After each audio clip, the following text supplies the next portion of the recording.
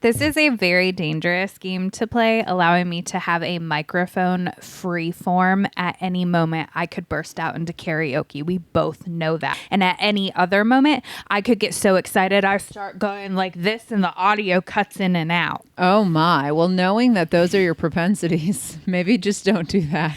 I will try very hard not to do those things. Also, I am very aware of the dangers of letting you hold a mic freeform. Highway to the danger zone. Oh, I had a karaoke machine growing up. We did not have a lot of extra money, but somehow a karaoke machine showed up and I used that thing until I broke the microphone. that doesn't shock me No. at all. I did live performances multiple times a day in the evening after dinner, and I made everyone watch the entire time. And then when I was 22 years old, my mom was a little schweasty at our dining room tablehood, my childhood table, and she admitted... Tablehood?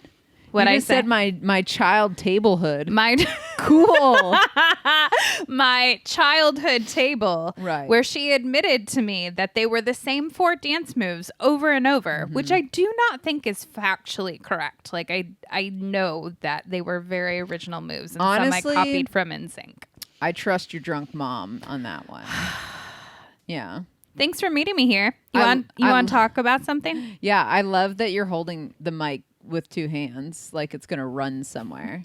This is prime karaoke positioning. Hand holding. I'm gonna put the lights back up because you love to slam your Beth back is against. extra grouchy today, and I literally was just existing and sat down on the couch, and the lights fell, and she made this face. I would say that's a fairly neutral face for describing me as grumpy. It's very intense. The lights fell already. Listen, everyone, our lighting game is not on yet. So we're just going to leave that where it is. I'm very distracted by the little girl running up the hill in her bare feet, living her best life. Maybe we should do the podcast so we can go run outside in our bare feet and live our best life. Yeah, speaking of best life, welcome back to Tales from the Rig, where you and I both find out what we're talking about when Courtney shows me pictures and or videos of a time that a tale is associated with in our life on the road the past 3 years. I think you're really going to enjoy this one.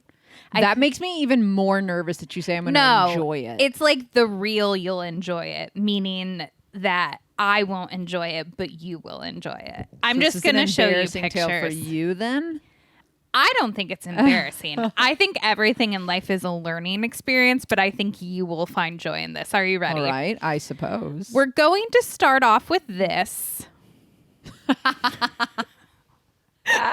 Which, before Beth shows you or describes what's happening, I was very confused because I was looking for a video and I realized that this video was looping, and I believe you must have turned it into a GIF. Probably. You made a GIF and it somehow ended up on my phone. I think I did that for Erin because I sent her the video and I said, by the way, my wife living her best life, and she laughed so hard at it that I was like, I need to reuse this frequently. Yeah, it somehow ended up on my phone. But why don't you tell the listeners what you're looking listeners, at? Do you need me to zoom in? For those of you who are not watching, although again, I do encourage you to go watch because this is gold. I knew you would like this one. So this is Courtney in a bathing suit with, what are those, Daisy Duke? Oh, they're so cute. Daisy They're Dukes? little jean shorts. This is when I was like in my fit era, and I look amazing right now. And she's in flip-flops and she's holding a can. Now, you can't all the way tell what the can is because I know at this point she was sober. It is not a beer. However, the entire vibe check of this whole situation definitely says it should be a beer. So she's standing there. She also has sunglasses on her head, and she's got a very distressed look on her face that's like, what am I doing here? Oh no, I don't think that's my face at all. Look at your face. If you hit play on the GIF, I think I'm really just like soaking in everything around me. Oh, maybe it's starting to get difficult at this point. Yeah. Okay, so tell them what I'm your doing. Your face is just, it will let the viewers describe what they think your face is doing. Now, the activity that she is doing, and why I say maybe she should be holding a beer, is she has a contraption that it looks like a stick in her hand, with a bell at the bottom of it, and she is swashing something in a green Menards bucket, and she's got another tub next to that bucket, and she doesn't seem to be paying particular attention to really anything. She is just kind of mindlessly plunging this bucket. The part that the GIF cut out that I'm a little disappointed about was I had my foot on the edge of the bucket at one point. Oh, yeah. Like I had the Captain Morgan stance going. I wonder if we have a YouTube video of this, because this whole event was wonderful. This was our very first stop Ever. On the road. On the road. So this was 4 hours from home. And the only other time we had stopped at a campground was at like 2 miles away from our actual house. So we were like, oh, we should spend a weekend at a campground. And so we went to a campground. Don't do that with my arms when I'm speaking. Yeah, I'm not sure what. And I don't sound like that. Is. So that's all okay. you, but continue. Well, so we thought it was a good idea to go try things out. And I say things because we didn't even know what we were trying out. We were like, I don't know, should we dump this thing everyone's calling a black tank? I don't know what that is, but like, let's try hooking all our stuff up. So we did that once for 2 days. Then we went back home with it. Yep. And then we set sail on the open road. So this was in Michigan. It was downstate Michigan. I think we drove like 4 hours. I specifically remember to get to this campground, I was driving, I missed the turn, and then it rerouted me through a cornfield. I'm going to be honest. I don't even know if that was a product of the rerouting. I think was that how you got there? I think we were just really in the middle of cornfields. So we were very close to the campsite, and it said to turn or whatever happened, and we were driving down a dirt road with our truck and camper. Road is very generous. It was a path. It looked like a man-made path, and I don't know if it was that bad. I will find it. There's a video. There has to be a video. It is cemented, and there were literally just like rows of corn, and I was like, what are we doing? Yep. Anyway, not for this tale. Let us get back. So this was our first stop of all of the RV life. This was like setting sail on the open road. Yep. And we've talked about this before somewhere, but I'm going to bring it up again. When you are looking at RV life, it is very easy to get caught up in the purchasing of everything, because you start researching what are the things you need, and you will very quickly find there are several blog posts that will say you need these 25, 30 things to get started with RV life. And if you don't know anything about RV life, you think that's really real and true. Now that I'm telling this story, I realize it has nothing to do with what was purchased. No one told you to do this. My dear, nobody told you to do this. Let me tell you a little bit more accurately what happened. Rather than being caught up in this is what you need to purchase to get started in the RV life, my dear got caught up in the fantasy of it all. And fantasy is a strong word, babe. Come on. Okay, we'll stay with fantasy. Okay, so she says to me, I'm going to wash all of our clothes by hand. And I said, I'm sorry, what? And she said, when we live in a camper, I'm going to wash all of our clothes by hand. And I asked, why do you think you would prefer to do it that way rather than in a washing machine? And she was just like, she's really into it. Did we know? I would like to ask a clarifying question. And I must say, so far, everything is factually accurate that you have said. But did we know what happened with laundry? Like, did we know that there was laundry on site at campgrounds? Did we know there were laundromats? Even if there were no answer given to us or searchable, never would my thought process be, I should do this by hand. I was trying to be one with the land. Yeah, I know. And save the environment.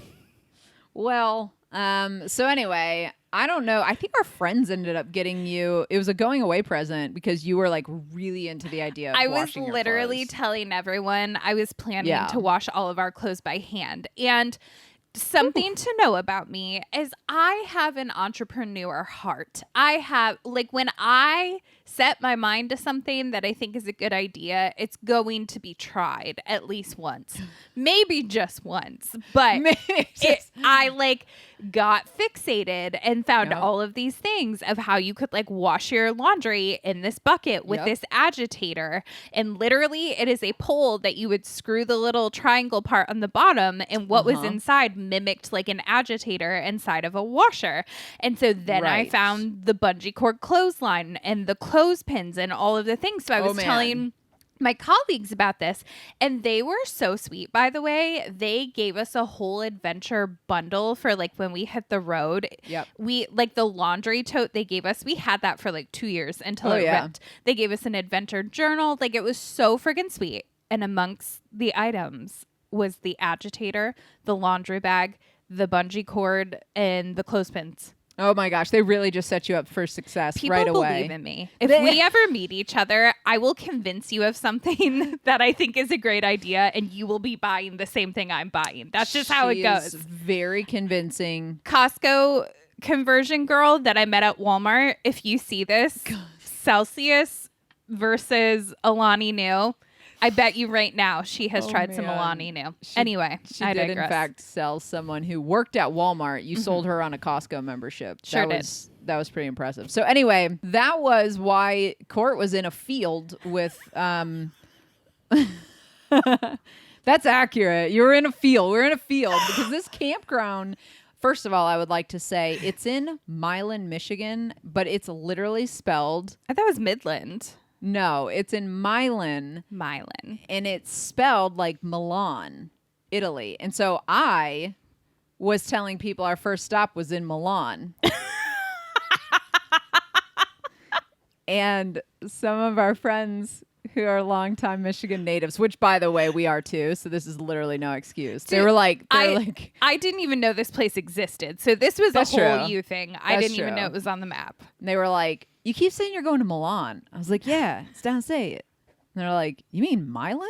And I was like, oh, do I mean Milan? I feel like we could write an entire book just based on like the first 3 months of this experience and the things we said and did, and just better yet, we made videos of the first 3 months. So there are other photos. Oh man, and I usually have a very different recollection of what happened compared to Beth, but so far everything she has said has been factually accurate. So I'm not going to play the video, but the next video is literally clothes hanging outside of our travel trailer. I know and what the comes wind, next. The wind is doing its job. Very good wind. Yep. Very proud of us for doing this. Yeah. And then the photo after that is the same clothes that were on the bungee cord hanging inside of our rig, because after I did hours, plural, hours of washing, maybe a handful 15, of 15. I will go count them. 15 to 20 items of clothing, some of which were jeans. I literally did not understand that when jeans got wet, they would be so heavy. And I would like you to look at how small my hands are. Please put your hand next to mine for scale. No, like hold it up side by side. Oh. Okay. Well, they can't see it though. Okay, I have itty bitty baby hands. Well, let's do it like this. Okay. And now turn your hand toward the camera. Do you see how much of my fingers show? We will measure my hand. I am making a lot of commitments in this episode. Yeah, you're really going for it. I have teeny tiny hands, and here's what the process was of washing laundry by hand. I had the Menards bucket. No idea how big it was. It was a mini bucket, by the way. It was not a 5-gallon. Nope. It was just a little baby bucket, and I had the water in there. I would put the detergent in there. I would put the clothes in there. And then I believe you were supposed to agitate for like 7 minutes. Oh, yeah. Straight. It was 5 to 7 minutes. Dump that water out. Put refill water in. Agitate again to rinse it. Dump it. And then you had to hand wring each item of clothing out by hand. And these little baby talons... Like after 2 pairs of jeans, I was like, I don't know what to do with this. So then after you wring them out, you're supposed to hang them and let them air dry. Mm-hmm. It was a very tedious process. And might I just interrupt quickly? Of course, I'm sure you have great things to add to this story. You are good at a lot of things. I really am. Thank you for that. Wringing clothes out from wetness is not one of those things that you're good at. And so did you hear the part about the baby hands? I know, but I'm just trying to explain to the audience that like I have witnessed your version of wringing out washcloths. When on earth do I wring things out in front of you? Come on, Name there times. have been several. Oh well, the 3 times that you overflowed our water filter and it went all over the camper, and we had to use every towel we had and wring it out in the sink. Fine. Okay, valid, right? My hands are tiny, sweetheart. I know, and you're very good at other things. I'm just trying to paint a picture that like. Wringing things out is already not your strong suit, so it makes it even funnier that you thought you were going to wring out every piece of clothing 3 times. Yeah, to do this. So anyway, I did though. I wring out those 15 pieces that I'm going to go back and count. I hung them all up. I made a cute fucking video for YouTube. Fucking cute. So much footage of this adventure. Yeah. And then I failed to check the weather and it started to rain. So then a lot I of had lessons learned this time. to put the clothes inside our home, which at the time was 200 square feet. So it went diagonal from our kitchen cupboard pantry, which was just a cupboard, all the way over across the kitchen sink. So literally half of our entire home was blocked off by and laundry. the other half was a bed and a bathroom. A bed and it a was bathroom, basically our yes. entire living room, Yeah. as you can see in the picture. But I would say that on the learning scale, What did we learn learned here? a lot. So first of all, this is the first time that we learned to check the weather. Oh, let's be very, very clear. We are 3.5 years in and we still do not check the weather. However, this was the first time we learned to check the weather. But we don't. Because Hold on. I will give us credit.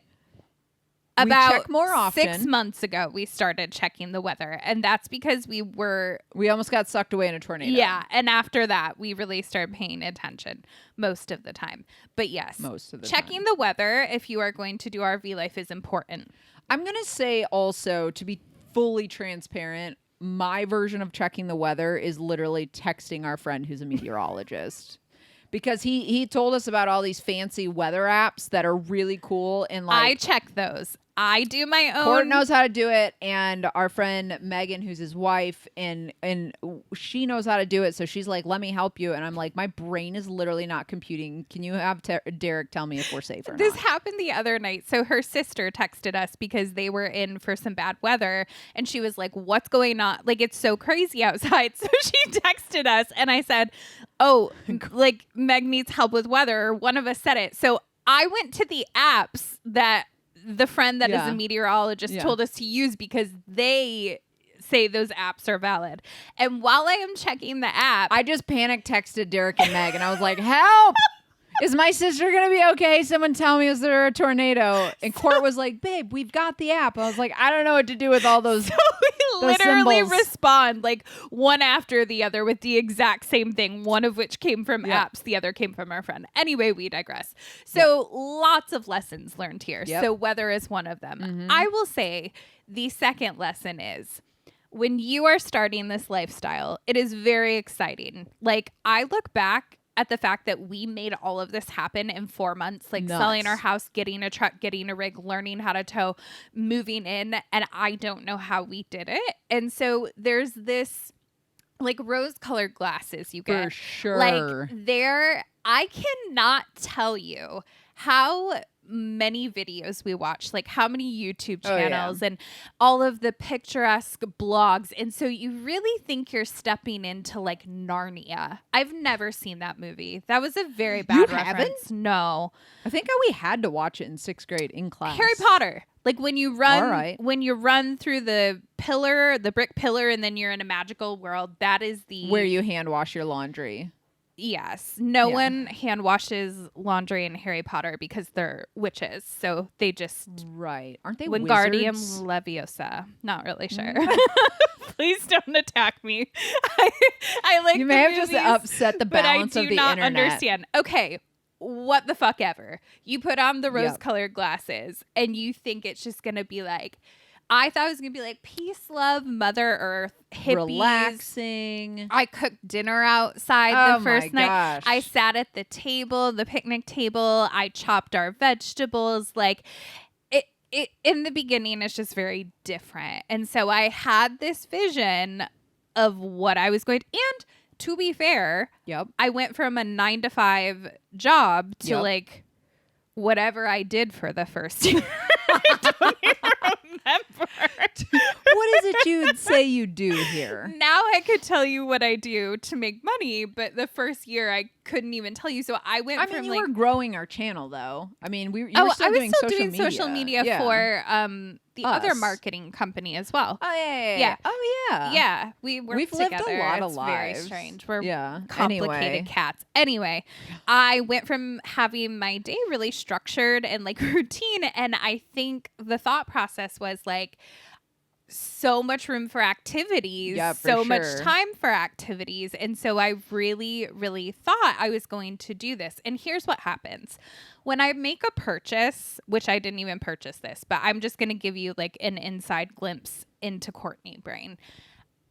If I want something, I am going to justify every reason to get it. And then even if it doesn't work out the way I thought it would, she's going to stick with it. I'm going to stick with it just to prove to her that I did not make a mistake. That it was worth the purchase. That it was worth the purchase.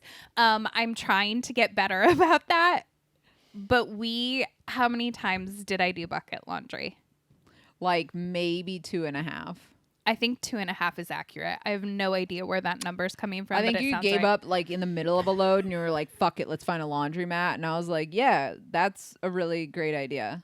But I think this also proves the point though, because we studied and studied and studied and still went into this lifestyle thinking like, oh, it's going to be rainbows and butterflies and we're going to have a ton of extra time and it's going to be like always being on vacation. Mark my words, because everyone always asks or says, well, it's just like being on vacation all the time, right? It is absolutely not like being on vacation all the time. And we got that idea slapped out of us real quick. And then we kind of dedicated our channels to showing you what it's really like. So that you don't have the rose-colored glasses, that not in a negative way. It's still a really great lifestyle, but like, don't do your laundry by hand, for instance. Like, yeah, that's a good lesson to learn right up front. Well, it's all about your life journey. If you really feel like you need to take that path, I can send you an Amazon link. But yes, if that's what your wild soul needs, for sure. Can I now have a fun fact at a party when they're like, never have I ever... How does that game go? Never have I ever done laundry in a bucket by hand. Yeah, that's a real party trick. I've heard that one I a don't lot. go to parties anymore, so I don't know Me what happens either. there. But all of that to say, yes, it is very easy for this lifestyle to get glamorized. And there are a lot of really cool parts about the lifestyle. But I think for us, it wasn't balanced. I don't think it was a balanced representation. Is that a good way to say it? Yeah, because the people we were watching were like really far down their journey already. Yeah. And so we thought it was going to be easier. We thought it was going to be more glamorous. We thought we would get a lot more Instagram worthy pictures. And then we ended up in the campgrounds we did. And we were like, oh, wait, what? Oh, we were in the budget friendly campgrounds, which there's nothing wrong with that. But when you again have the vision of when you're watching YouTube channels that are like at national parks and campsites that are like $1,000 for a week, you're going to experience something really different, which is also another reason why we wanted to show people what it was actually like starting out in a small budget-friendly trailer, especially because we had to learn to drive it and all of that anyway. We have dedicated our channels to showing you what it's really like to live RV life and help you live it simpler and better than we did. And even with all of the advice we give you and everything you see, everyone's journey is super different. So you're going to have your own challenges, your own really cool moments at the same time. Like, yes, it was a small trailer. Yes, sometimes we were staying in shit campgrounds, but the amount of stuff we saw and traveled to in the first 2 years, like we've kind of slowed down our pace a little bit because the first 2 years were exhausting. But when we look back at the videos and photos, I'm like, we fucking did that. Like, we did a lot. Went and did that. So moral of the story is be excited about RV life, but also know that it's not Narnia. Is Narnia cool? What is this reference? I think so. I mean, is Narnia I cool? think you walk through like a wardrobe. Is it scary or cool? No, like there's a talking lion, but like in a non-scary way. And then I think there's like a lot of never-ending story. I think that's not a lion. Harry Potter. We're just gonna. I think Narnia is a good reference, and there's like lots of beautiful botanicals on the other side. But the point is, like, this story is really funny. One, because it is like part of my personality. That when I think I honestly I need to show you just this last part because we held on to those supplies for so 2.5 long, years. And I was like, babe, we can throw these. To Goodwill well, now. to be fair, we got into these situations where we were staying at the very budget-friendly campgrounds that the washers and dryers were like always broken. That like became a thing. So I started to panic because I really thought I was going to run out of underwear. And I kept saying like, but if we keep it, I can at least do underwear and socks. Yeah. Like I really thought something bad was going to happen. And then we started staying at some nicer campgrounds and everything was fine. Okay. So this was a story. So we can confirm I've now done this at least twice. So this is a story that said laundry day in the woods. This is why we use Young Living's natural. Oh, this is not our story. This is another RVer. But I took a screenshot of someone else's laundry clothes in the wood. Babe, where did we just go? We just took a wrong turn down a dirt path in a cornfield. I think it was like inspo. Like before Pinterest, I was like, see other people do this. So I love that you are so ready to count that as you having done it. So far, there is actually no proof that this happened more than one time.